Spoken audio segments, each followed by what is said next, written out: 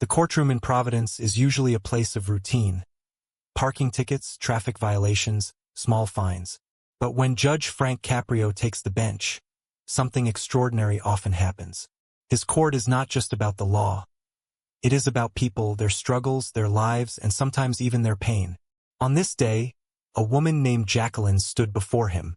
Her voice was fragile, hesitant, but full of honesty. She explained how her car, registered under several names, had been ticketed. She was new to the area, having returned to Rhode Island after time away in Pennsylvania. She spoke of confusion about parking rules and the tickets that seemed to multiply. At first, it sounded like a routine matter, one of the many Judge Caprio hears every day. But then her story unfolded. With a trembling voice, Jacqueline revealed the real weight she carried. She had recently lost a baby, 3 months into her pregnancy.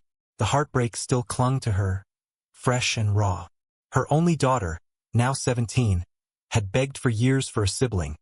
And when the pregnancy came, joy filled the entire family. That joy was shattered in an instant. Jacqueline admitted that the grief consumed her.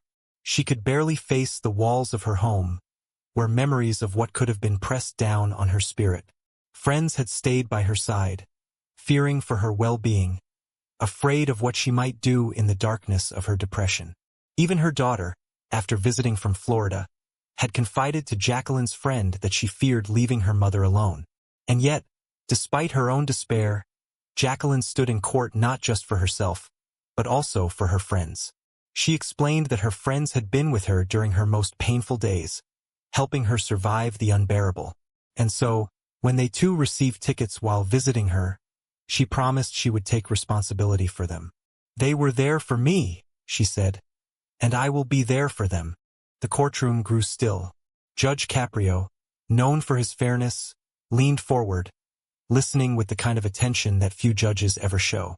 His eyes softened as Jacqueline spoke, and when she finished, his voice carried both authority and tenderness.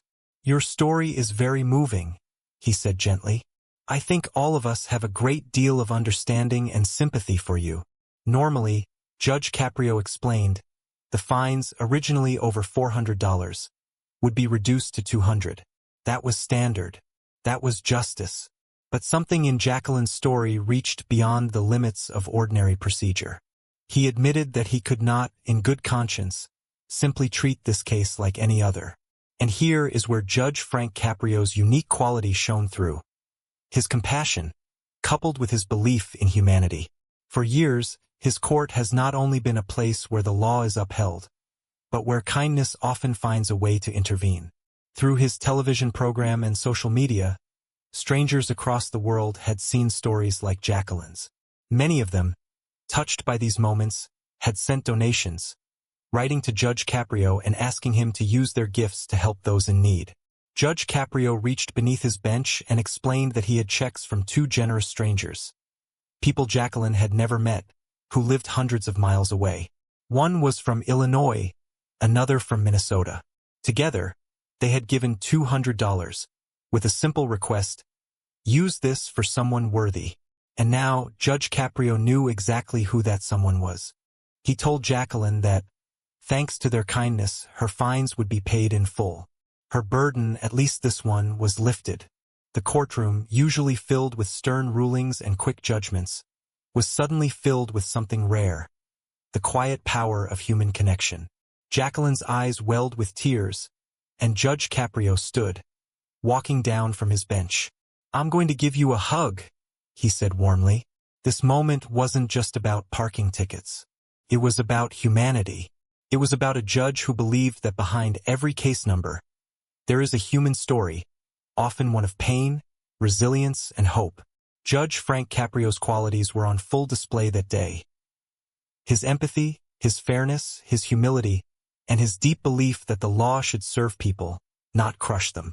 He has often said that compassion is not weakness, it is strength. In Jacqueline's case, his compassion was not only a gift to her, but also a reminder to all who watched: justice without kindness is incomplete. And so, in a small courtroom in Providence, law and humanity met. A grieving mother found relief.